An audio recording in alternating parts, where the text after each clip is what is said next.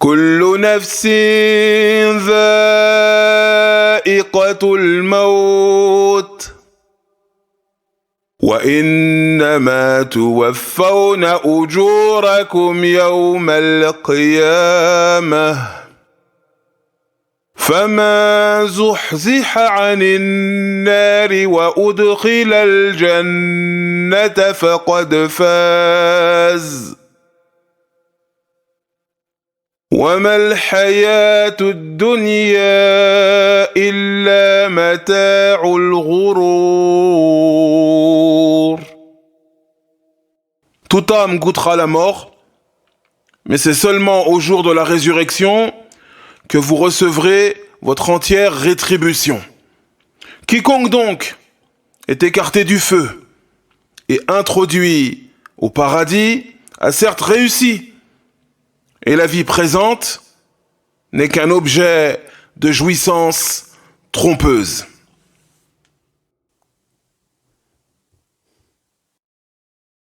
Alhamdulillahi Rabbil Alamin, wassalatu wassalamu ala nabiyyina Muhammad, wa ala alihi wa ashabihi ajma'in, amma ba'd. Mes très chers frères, mes très chères sœurs, Hafizakumullah. Le cours d'aujourd'hui, vous l'aurez compris, traite de la mort.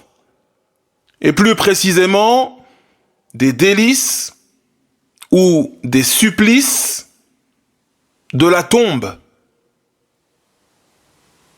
Ce que va avoir à affronter le mort lorsqu'il meurt et lorsqu'il est introduit dans sa tombe, s'il est croyant ou non. Et on va entrer directement dans le vif du sujet avec ce hadith, ce long récit prophétique que nous rapporte Al-Bara ibn Azib radiyallahu anhu, qui fait partie des compagnons du prophète Muhammad sallallahu alayhi wa sallam.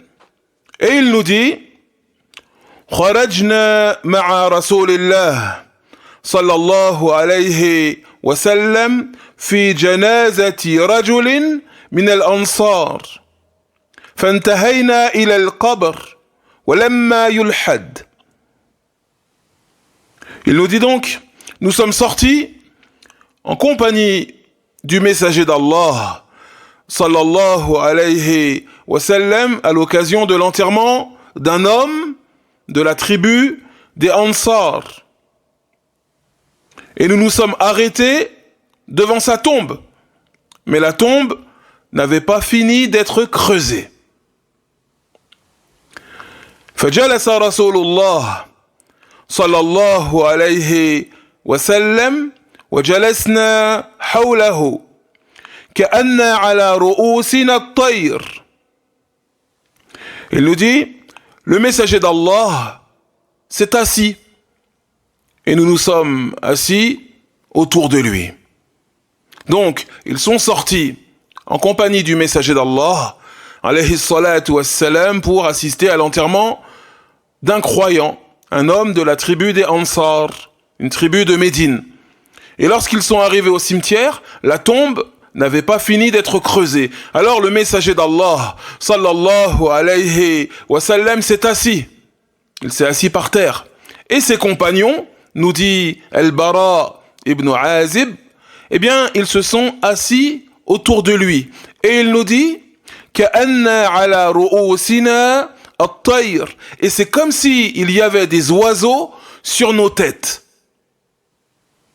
C'est comme si il y avait des oiseaux sur nos têtes. Et ce qu'il veut nous dire ici, c'est qu'ils sont restés silencieux, attentifs, réceptifs à ce qu'allait leur dire le messager d'Allah, sallallahu alayhi wa sallam. Attentifs, réceptifs à l'enseignement qu'allait leur délivrer le prophète Muhammad, sallallahu alayhi wa sallam.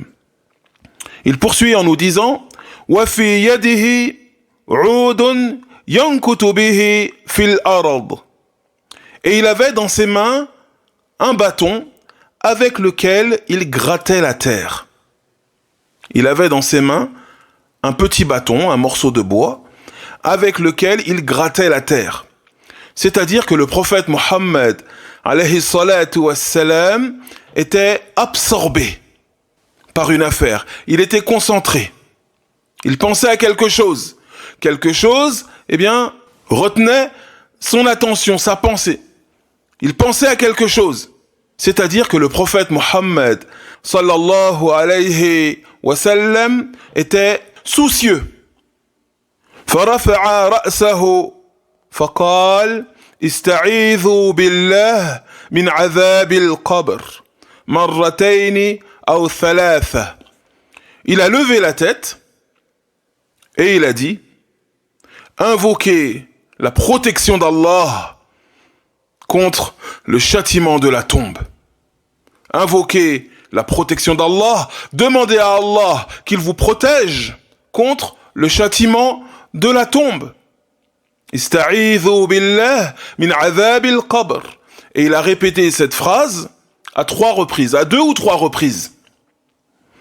Donc on comprend qu'il était soucieux, qu'il était absorbé par cela, le châtiment de la tombe, au point où il a ordonné à ses compagnons d'invoquer Allah, de les préserver, de les protéger du châtiment de la tombe.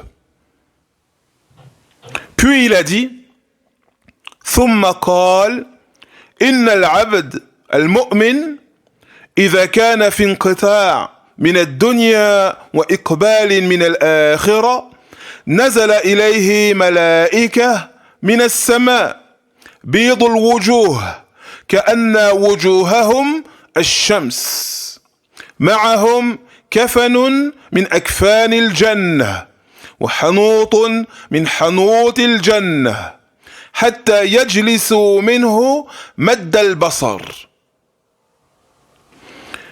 Et il a dit donc, lorsque le serviteur croyant, homme ou femme, est sur le point de mourir, sur le point de quitter cette vie d'ici-bas pour rejoindre l'au-delà, c'est-à-dire quelques petits instants juste avant qu'il ne meure, qu'il ne rende son dernier souffle,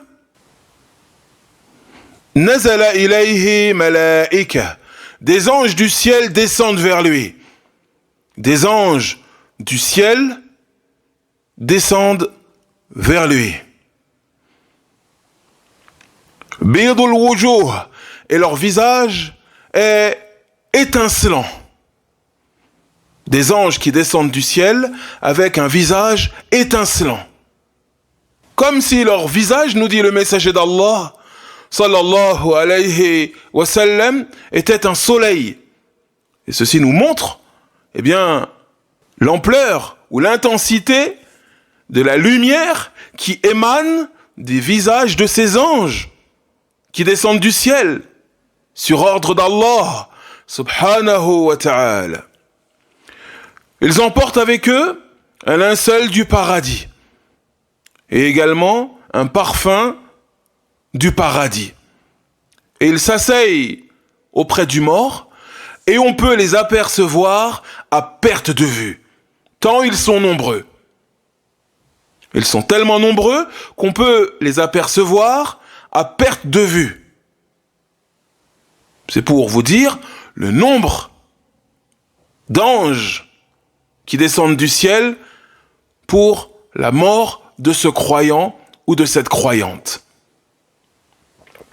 Parmi les choses qu'on peut relever de ce hadith, c'est que ces anges, donc, ont un visage étincelant, un visage empli de lumière. Ce sont des anges de la miséricorde. Et le fait qu'ils aient cette apparence-là montre qu'Allah subhanahu wa ta'ala est satisfait de ce croyant ou de cette croyante qui est sur le point de rendre l'âme. Également, il nous dit, sallallahu alayhi wa sallam, ma'ahum kafanun min al-jannah وحنوط من الجنة. Ils emportent avec eux un linceul du paradis et également un parfum du paradis.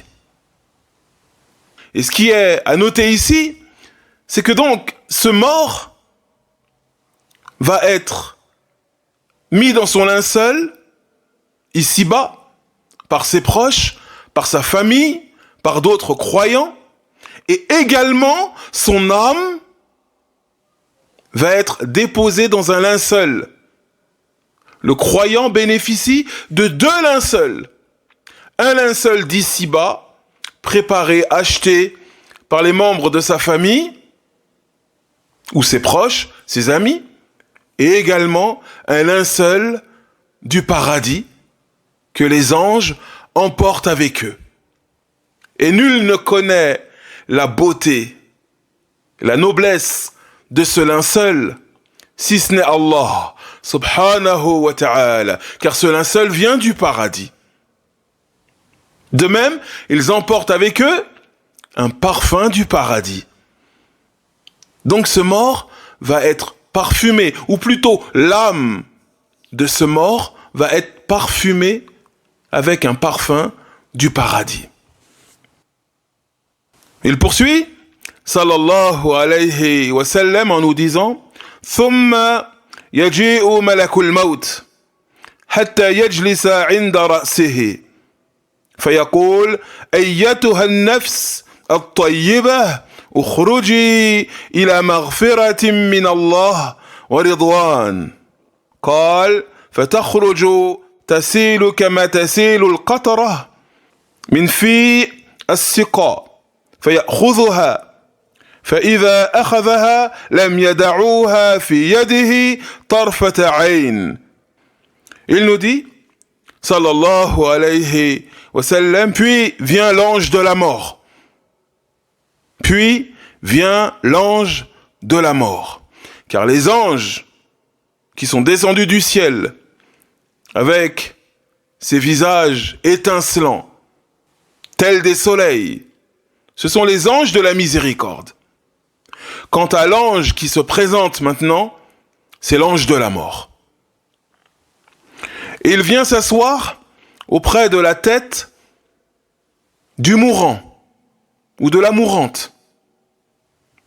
Et il lui dit, Ayyatuha an-nafs at-tayyibah, ô bonne âme, ukhruji ila maghfiratin min Allah wa ridwan, sors vers le pardon d'Allah et sa satisfaction. Quelle belle parole! L'ange de la mort se présente à cette personne qui est sur le point de rendre l'âme et il lui dit, ô belle âme, ô bonne âme, ayyatuha an-nafs at-tayyibah, ukhruji, sors, ila maghfiratin min Allah, vers le pardon d'Allah, wa ridwan, et sa satisfaction. Alors, nous dit le messager d'Allah, sallallahu alayhi wa sallam, l'âme sort du corps aussi facilement qu'une goutte d'eau pourrait sortir d'une outre. Et une outre, c'est comme une bouteille, si on veut, mais faite en peau d'animal. À l'époque du prophète Mohammed, alayhi salatu wassalam, il cousait des peaux d'animal pour y stocker de l'eau. Et pour nous montrer à quel point cette âme, l'âme de ce croyant ou de cette croyante va sortir facilement, il nous dit qu'elle va sortir aussi facilement qu'une goutte d'eau peut sortir d'une outre. Comme, si on veut, comme une goutte d'eau qui sortirait d'une bouteille. Et une fois qu'elle est sortie, l'ange de la mort la prend entre ses mains. Mais il ne la garde pas entre ses mains très longtemps. Pourquoi? Parce que les anges de la miséricorde, nous dit le messager d'Allah, sallallahu alayhi wa sallam, ne la laissent pas entre ses mains, ne serait-ce le temps d'un clin d'œil. Immédiatement, ils prennent cette âme et la mettent dans le linceul du paradis. Et la parfument avec ce parfum du paradis. Et de cette âme, l'âme de ce croyant ou de cette croyante qui a été mise dans ce linceul du paradis, qui a été parfumée de ce parfum du paradis, eh bien, il va émaner de tout cela la plus belle des odeurs, la meilleure des odeurs, le meilleur des parfums qu'on aurait pu sentir sur terre. Puis il nous dit, فَيَسْعَدُونَ بِهَا فَلَا يَمُرُّونَ عَلَى مَلَإٍ مِنَ الْمَلَائِكَةِ إِلَّا قَالُوا مَا هَذَا الرُّوحِ. Et ces anges donc, ces anges de la miséricorde, emportent cette âme avec eux. Et ils commencent à monter dans le ciel. Et à chaque fois qu'ils passent auprès d'un groupe d'anges, le groupe d'anges s'écrie et dit « Ma hadha ar-ruh » Qui est cette âme? Qui est cette bonne âme? Qui est cette belle âme? C'est qui? فَيَقُولُونَ فُلَانٌ ابْنُ فُلَانٍ بِأَحْسَنِ أَسْمَائِهِ التي كانوا يسمونه بها في الدنيا. Et ils répondent, il s'agit d'un tel, fils d'un tel, ou une telle, fille d'un tel. Quoi qu'il en soit, ils vont nommer ce mort par le plus beau des noms par lesquels il était nommé dans sa vie d'ici-bas. حتى ينتهوا به إلى السماء الدنيا. Puis ils arrivent à la limite du ciel d'ici-bas. Car les cieux, comme vous le savez déjà, sont au nombre de 7. Allah subhanahu wa ta'ala a créé 7 cieux. Le ciel d'ici-bas, qui contient la terre, les étoiles, le soleil, les galaxies, les planètes éloignées, etc., etc. Ce que nous, on va appeler ici l'univers, eh bien, ce n'est que le ciel d'ici-bas. Le premier ciel, si on veut. Puis après, vient le deuxième ciel. Puis le troisième ciel. Puis le quatrième, le cinquième, le sixième, jusqu'au 7e. Donc, ils arrivent à la limite du ciel d'ici-bas. Et ils demandent la permission d'entrer. Et cette permission est accordée. Cette permission est accordée. Et ces anges qui emportent cette âme, à chaque fois qu'ils vont passer d'un ciel à un autre, eh bien d'autres anges vont les accompagner. D'autres anges vont les accompagner. Et ce, jusqu'à ce qu'ils arrivent au 7e ciel, qui est le dernier des cieux. فَيَقُولُ اللَّهُ اكتبوا كتاب عبدي في عليين وأعيدوه إلى الأرض فإني منها خلقتهم وفيها أعيدهم ومنها أخرجهم تارة أخرى. Et lorsqu'ils arrivent donc au 7e ciel, Allah subhanahu wa ta'ala dit, inscrivez, écrivez, enregistrez le registre de mon serviteur, toutes ses actions, toutes ses œuvres, fi illiyin, dans les plus hauts degrés, et ramenez-le sur terre, et ramenez-le sur terre, ramenez cette âme sur terre.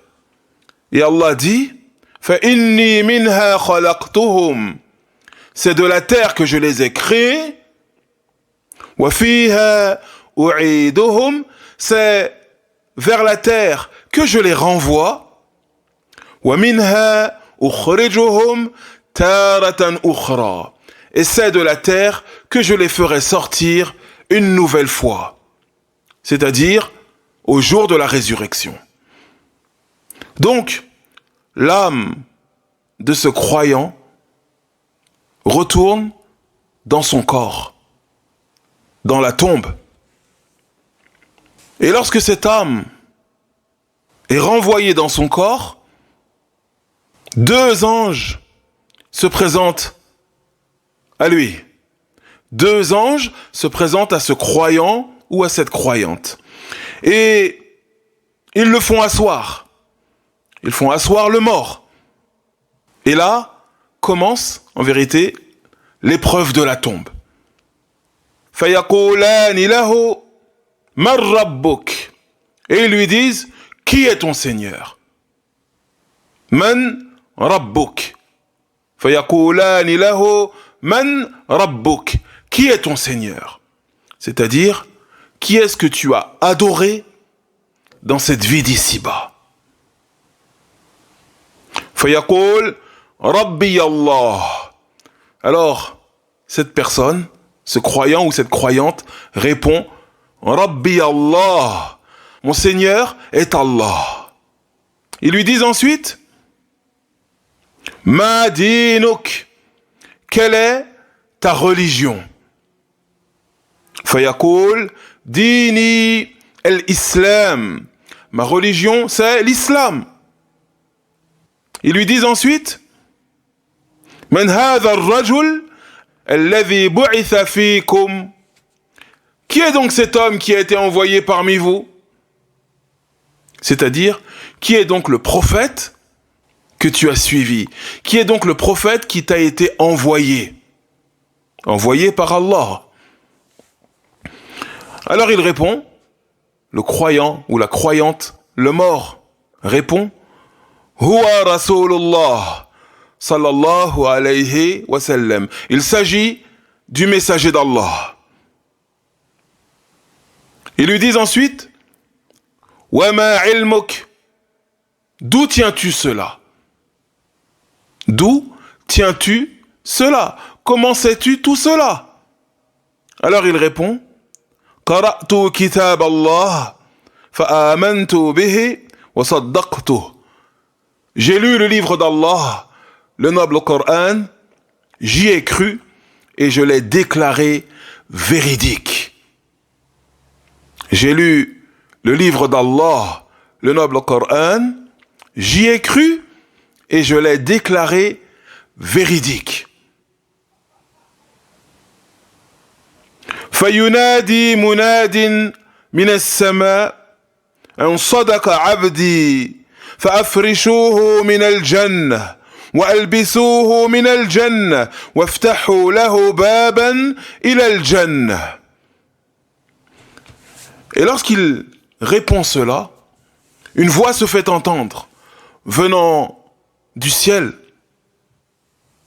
Et cette voix dit, mon serviteur a dit la vérité. Donc on comprend que c'est Allah subhanahu wa ta'ala qui parle. Mon serviteur a dit la vérité. Faites de sa tombe un jardin du paradis. Vêtissez-le des habits du paradis. Et donnez-lui une ouverture dans sa tombe menant au paradis. Donc ce mort, homme ou femme, ce croyant, cette croyante, sa tombe devient un jardin parmi les jardins du paradis. Et il est vêtu des vêtements du paradis. Et cette fenêtre qui était ouverte, cette ouverture dans sa tombe qui était ouverte, qui mène au paradis, eh bien de cette fenêtre va lui parvenir une brise du paradis, le parfum du paradis, l'ambiance, si on veut, du paradis. Et sa tombe est élargie à perte de vue. Et sa tombe est élargie à perte de vue. Sa tombe véritablement devient un jardin parmi les jardins du paradis. ويأتيه رجل حسن الوجه حسن الثياب طيب الريح. Et un homme se présente à lui. Un homme avec un beau visage, des beaux vêtements et un parfum subtil, raffiné. Alors le mort lui dit, Man ant, qui es-tu? Certes, ton visage, c'est le visage d'une personne qui vient avec une bonne nouvelle. Ton visage, c'est le visage d'une personne qui vient avec une bonne nouvelle. Alors, l'homme lui répond, Ana amaluka as-salih. Ana amaluka as-salih. Je suis tes bonnes actions. En d'autres termes, c'est comme si cet homme lui avait dit, je suis ton adoration exclusive d'Allah, subhanahu wa ta'ala. Je suis ton suivi scrupuleux, fidèle, conforme de la voie du prophète Muhammad, sallallahu alayhi wa sallam. C'est comme s'il lui avait dit, je suis ta prière, tes jours de jeûne, ton pèlerinage. Je suis ta bienveillance, ta clémence, ta miséricorde, ta bienfaisance envers tes parents, envers les gens, envers les orphelins. Je suis ton honnêteté, je suis ta pudeur, je suis ta lecture du noble Coran, je suis ton étude de la religion, ton apprentissage de la religion. Je suis tes aumônes que tu as données, que tu as distribuées à ceux qui étaient dans le besoin. Je suis les nobles conseils que tu as donnés à tes frères et sœurs en religion, etc., etc. Ana amaluk as-salih. Je suis tes bonnes actions. Fayaqul, Rabbi aqim as-sa'a. Rabbi aqim as-sa'a. Hatta arji'a ila ahli wa mali. Alors le mort dira, Ya Allah, ô Seigneur, fais que vienne l'heure tout de suite. Fais que la fin des temps survienne tout de suite. Afin que je puisse retrouver ma famille et mes biens. Afin que je puisse retrouver ma famille et mes biens. De quel bien s'agit-il ici? Eh bien, de tout ce qu'Allah lui a réservé au paradis.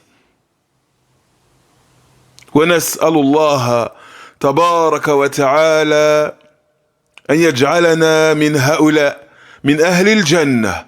Et on demande à Allah de nous placer, nous, nos familles, nos proches, ainsi que vous-même, vos familles, vos proches, l'ensemble des croyants et des croyantes, parmi les gens du paradis. Al-Bara ibn Azib, radiyallahu anhu, poursuit son récit en nous disant que le messager d'Allah, sallallahu alayhi wa sallam, a dit وَإِنَّ الْعَبْدَ الْكَافِرِ إِذَا كَانَ فِي انْقِطَاعٍ مِنَ الدُّنْيَا وَإِقْبَالٍ مِنَ الْآخِرَةِ نزل إليه من السماء ملائكة سود الوجوه. Il nous dit, quant aux non-croyants, celui ou celle qui reniait Allah, celui ou celle qui ne croyait pas en Allah, qui tournait le dos à son Seigneur, aux ordres et aux commandements de son Seigneur, lorsqu'il s'apprête à quitter cette vie d'ici-bas et rejoindre l'au-delà, lorsque cette personne mécréante s'apprête à rendre son dernier souffle, nazala ilayhi min as-sama' malaika sudul wujuh. Descendent du ciel vers lui des anges au visage ténébreux.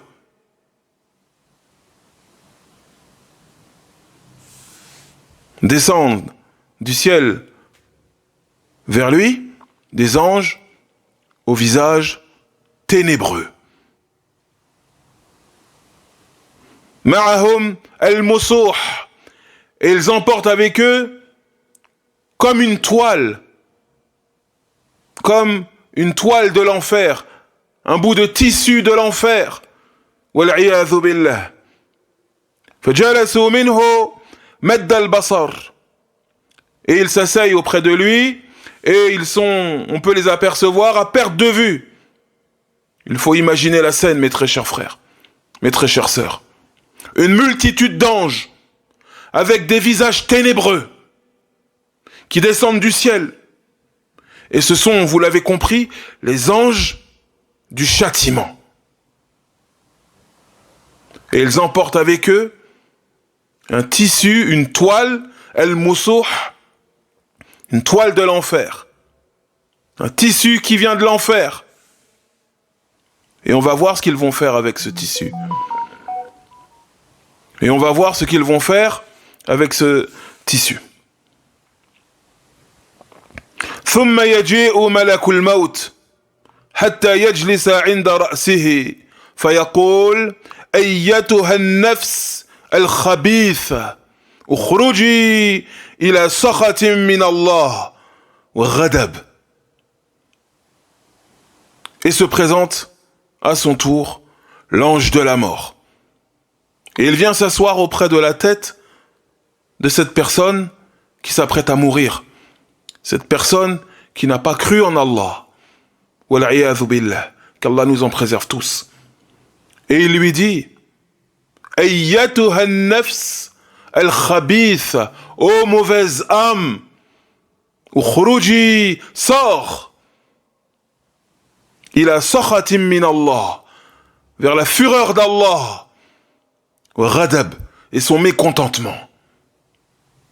Sors vers la colère d'Allah, la fureur d'Allah et son mécontentement. Fatafarraqa fi jasadi. Alors l'âme va se disperser dans le corps. L'âme ne veut pas sortir. L'âme, elle se disperse dans le corps. Elle essaye de se cacher. Fayantazi'uha kama yuntaza' as-safud min as-souf al-mabloul.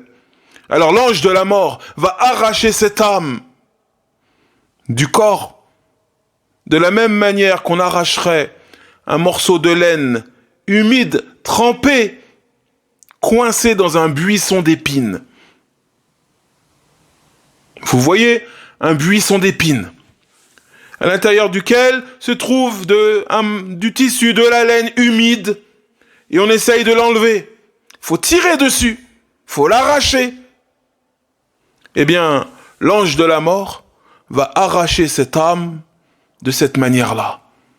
Wal'iyadhu billah. Et qu'Allah nous en préserve. فَيَأْخُذُهَا فَإِذَا أَخَذَهَا لَمْ يَدَعُوهَا فِي يَدِهِ طَرْفَةَ عَيْنٍ. Donc il arrache cette âme, il la prend dans ses mains. Et lorsqu'il l'a prise dans ses mains, les autres anges qui sont là ne la laissent pas entre ses mains, ne serait-ce le temps d'un clin d'œil. يَجْعَلُوهَا فِي تِلْكَ الْمُسُوحِ. Ils prennent cette âme et la mettent dans ce tissu grossier, cette toile. وَالْعِيَاذُ بِاللَّهِ. وَيَخْرُجَ مِنْهَا كَأَتَنِّي رِيحٍ جِيفَةٍ وُجِدَتْ عَلَى وَجْهِ الْأَرْضِ. Et de cette âme non croyante, de cette âme mécréante, mise dans le moussoh, dans cette toile, dans ce tissu grossier, eh bien de tout cela va émaner une odeur pestilentielle, une odeur horrible, dégoûtante, comme la pire odeur de charogne en décomposition qu'on aurait pu sentir dans cette vie d'ici-bas. La pire des odeurs qu'on aurait pu sentir dans cette vie d'ici-bas. فيسعدون بها فلا يمرون بها على ملأ من الملائكة إلا قالوا ما هذا الروح الخبيث. Et les anges donc du châtiment emportent cette âme et ils commencent à monter dans le ciel. Et à chaque fois qu'ils vont croiser un groupe d'anges, ce groupe d'anges va dire « Mais c'est quoi cette odeur ? Quelle est cette mauvaise odeur ? Qui est cette mauvaise âme Alors les anges qui emportent cette âme répondent, il s'agit d'un tel fils d'un tel ou une telle fille d'un tel, en le nommant par les pires noms par lesquels cette personne était connue ou nommée ou surnommée dans cette vie d'ici-bas. Et ils arrivent à la limite du ciel de cette dunya. À la limite du ciel de cette dunya. Et on a expliqué tout à l'heure qu'il y a 7 cieux. Le ciel d'ici-bas, puis le 2e, le 3e, le 4e, le 5e, le 6e, le 7e. Lorsqu'ils arrivent à la limite du ciel d'ici-bas, ils demandent la permission d'entrer dans les cieux supérieurs. Et cette permission n'est pas accordée. Cette permission n'est pas accordée. Et le prophète Mohammed, sallallahu alayhi wa sallam, lorsqu'il a dit cette parole, que la permission n'était pas accordée, il a récité la parole d'Allah, subhanahu wa ta'ala, lorsqu'il nous dit « La tufattahu lahum abwabu as-sama, wa la yadkhuluna al-jannah hatta yalija al-jamalu fi sammi al-khayat » Surat Al-A'raf, verset 40. Quand Allah nous dit « Les portes du ciel ne leur seront pas ouvertes ». Les portes du ciel ne leur seront pas ouvertes. Et ils n'entreront jamais au paradis. Et ils n'entreront jamais au paradis, sauf quand Al-Jamal entrera dans le trou de l'aiguille, dans le chat de l'aiguille. Et le chat de l'aiguille, c'est ce petit trou par lequel on va faire passer le fil pour coudre les chaussettes, les vêtements, etc. Donc c'est ce petit trou, tout petit. Et il nous dit, Allah subhanahu wa ta'ala, que ces gens-là, ceux qui n'ont pas cru en lui, n'entreront au paradis que lorsque Al-Jamal, et on va voir tout de suite ce que signifie Al-Jamal, lorsque Al-Jamal pourra entrer dans le petit trou de l'aiguille. Et Al-Jamal, eh bien, il y a 2 interprétations. Les gens de science ont dit que Al-Jamal a 2 sens. C'est soit le chameau, ou soit c'est le gros câble. Un gros câble, une grosse corde. Et donc, ceux qui ont mécru en Allah n'entreront jamais au paradis. Parce qu'un chameau ne pourra jamais entrer dans le petit trou de l'aiguille, dans le chat, C-H-A-S, le chat de l'aiguille. De même que la grosse corde, le gros câble, n'entrera lui-même jamais dans le chat de l'aiguille. Donc, qu'on interprète le terme Jamal par chameau, comme l'ont interprété certains parmi les gens de science, ou par grosse corde, le résultat est le même. Wal'iyadhu billah. C'est que ceux qui ont mécru en Allah, ceux qui ont renié leur Seigneur, n'entreront jamais au paradis. Wal'iyadhu billah. Ce sont les perdants absolus, les grands malheureux. Wal'iyadhu billah. Et qu'Allah nous en préserve. Donc, l'entrée dans les cieux supérieurs est refusée. Et Allah subhanahu wa ta'ala dit Uktubu kitabahu fi sijjin fil ardi sufla. Allah dit inscrivez, enregistrez son registre d'œuvres, d'actions dans as-sijjin, au plus bas niveau, au plus bas degré de la terre. Et par rapport à ce qu'on a vu précédemment, on voit que le sort de cette personne qui a mécru en son Seigneur, cette personne qui a renié son Seigneur, qui a tourné le dos à son Seigneur, eh bien son sort, c'est l'inverse du sort du croyant et de la croyante. Le croyant et la croyante, ce sont des anges au visage lumineux, étincelant, qui descendent du ciel, les anges de la miséricorde. Puis, lorsque l'ange de la mort se présente à ce croyant ou à cette croyante, il lui parle avec une parole douce. Ô bonne âme, ô belle âme, ayyatuha an-nafs at-tayyiba, sors vers la miséricorde d'Allah et sa satisfaction. Puis, cette âme est mise dans un linceul du paradis, parfumée avec les parfums du paradis, puis elle monte dans les cieux. À chaque fois qu'elle croise un groupe d'anges, ils la félicitent. Ils s'étonnent, ils disent, qui est donc cette bonne âme? Quelle est donc cette bonne odeur? Etc., etc. Et cette âme est accompagnée par les anges d'un ciel à un autre, et elle a le droit de monter jusque dans les cieux supérieurs, jusqu'au 7e ciel. Tandis que l'âme de cette personne qui a mécru en Allah, l'âme de cette personne, de cet homme ou de cette femme qui a tourné le dos, qui a renié son Seigneur, eh bien, cette âme, l'entrée dans les cieux supérieurs lui est interdite. Et cette âme est renvoyée brutalement vers son corps.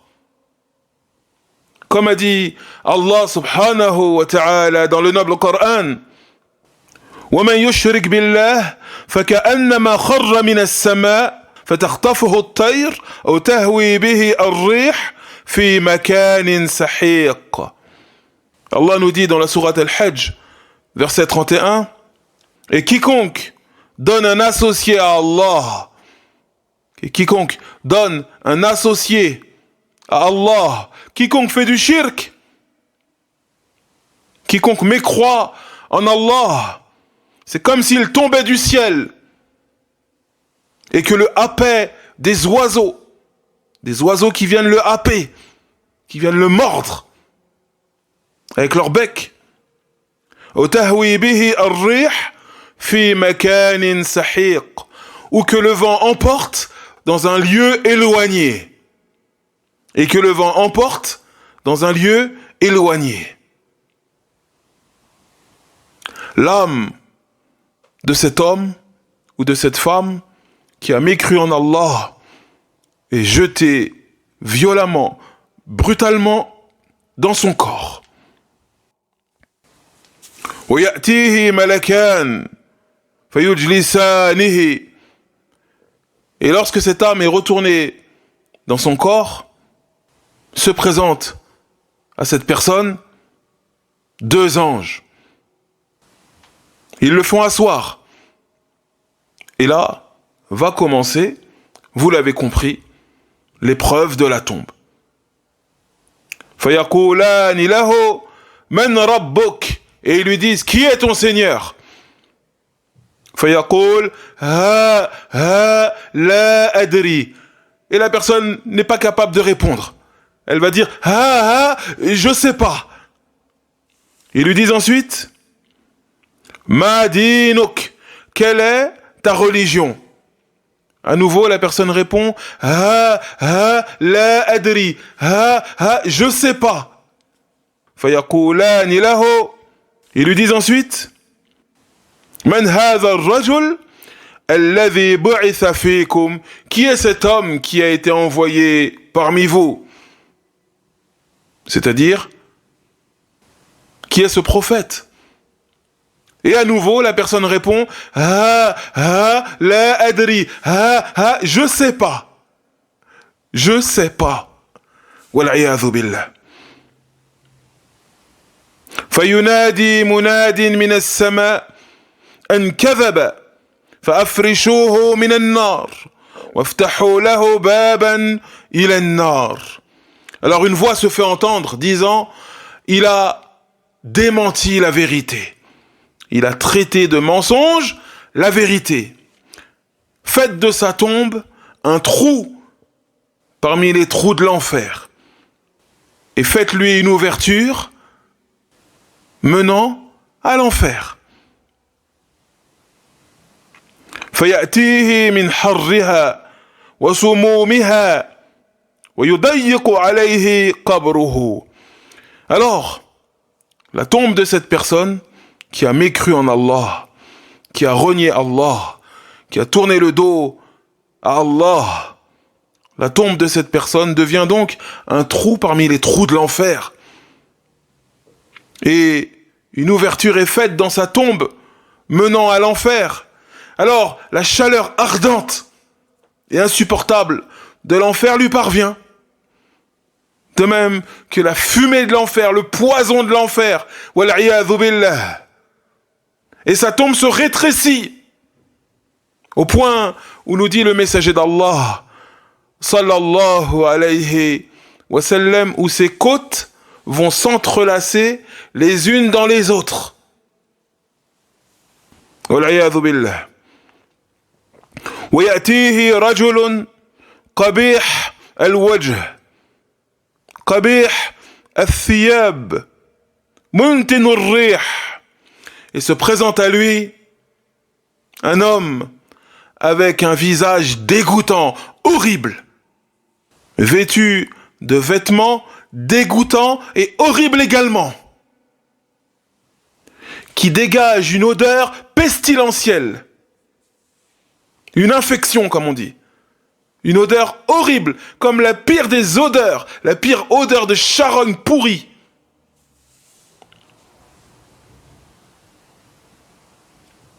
Et il lui dit, Abshir, billadhi yasu'uk, hadha yawmuka alladhi kunta tu'ad.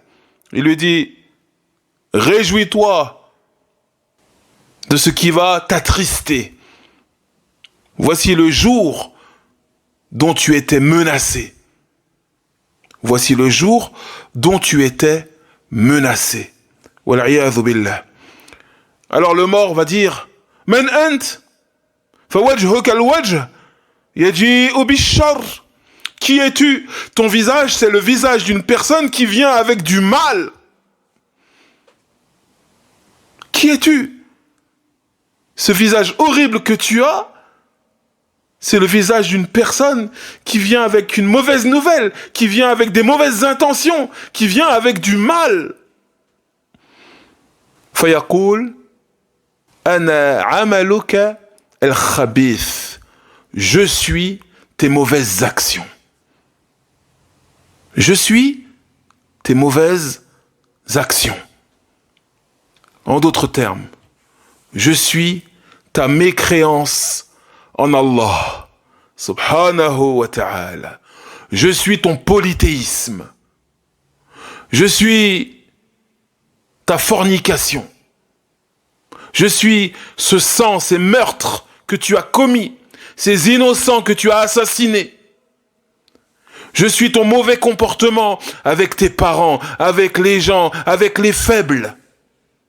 Je suis les arnaques, les cambriolages, toutes les mauvaises choses que tu as faites. Je suis la drogue que tu as consommée, que tu as vendue, que tu as distribuée, etc., etc. Je suis tes mauvaises actions. Alors le mort, ou la morte, va dire, Rabbi, la tuqim as-sa'a. Ô Seigneur, fais en sorte que le jour du jugement n'arrive jamais. Ya Allah, ô Seigneur, fais en sorte que l'heure ne survienne jamais. Parce que cette personne sait que ce qui l'attend au jour de la résurrection est encore pire que ce qu'il est en train de vivre ici, dans sa tombe. Et ce hadith, mes très chers frères, mes très chères sœurs, est authentique. Il a été rapporté par l'imam Ahmed, par l'imam Abu Daoud, par Al-Hakim. Et il a été authentifié notamment par le Cheikh Al-Albani, rahimahullah, wa rahimahumullah jami'an, wa rahimakumullah. Et qu'Allah vous fasse miséricorde à vous, à nous-mêmes, à nos proches. Qu'Allah nous guide. Et mes très chers frères, mes très chères sœurs, ce qui est cité dans ce hadith n'est rien d'autre que la vérité. Ce n'est rien d'autre que la vérité, ce par quoi tout être humain va passer. Soit, lorsqu'il va mourir, il va voir ses anges au visage lumineux, étincelant, et l'ange de la mort va lui parler, va s'adresser à lui, à ce croyant ou cette croyante, avec de belles paroles. Ô belle âme, ô bonne âme, sors vers le pardon d'Allah et sa satisfaction. وَنَسْأَلُ اللَّهَ أَنْ يَجْعَلَنَا وَإِيَّاكُمْ مِنْهُمْ. Et on demande à Allah de nous placer parmi ces gens, ainsi que nos proches, nos familles, parmi ces gens. Ou soit, la personne va apercevoir ces anges au visage ténébreux. L'ange de la mort va s'adresser à lui avec ses paroles sévères et terribles. L'entrée dans les cieux supérieurs lui sera refusée. Et la personne échouera à l'épreuve de la tombe, aux questions des deux anges, etc., etc. Donc mes très chers frères, mes très chères sœurs, mon conseil à moi-même, en tout premier lieu, puis à l'ensemble de mes frères et sœurs en islam, et à mes proches, on se doit de craindre Allah, véritablement. On se doit de se cramponner aux enseignements du prophète Mohammed, sallallahu alayhi wa sallam, quitte à y mordre avec nos molaires. Et on se doit de demander et de chercher la protection d'Allah, constamment et sans arrêt contre l'épreuve de la tombe. Car celui ou celle qui va échapper au châtiment de la tombe, c'est assurément celui ou celle qui aura adoré son Seigneur comme il se doit, selon ses capacités, et qui se sera efforcé de suivre la voie du prophète Mohammed, sallallahu alayhi wa sallam. فنسأل الله تبارك وتعالى بأسمائه الحسنى وصفاته العليا، نسأله العفو والعافية في الدنيا والآخرة، ونسأله الجنة ونعوذ به من النار. هذا وصل اللهم على نبينا محمد وعلى آله وصحبه أجمعين، والحمد لله رب العالمين.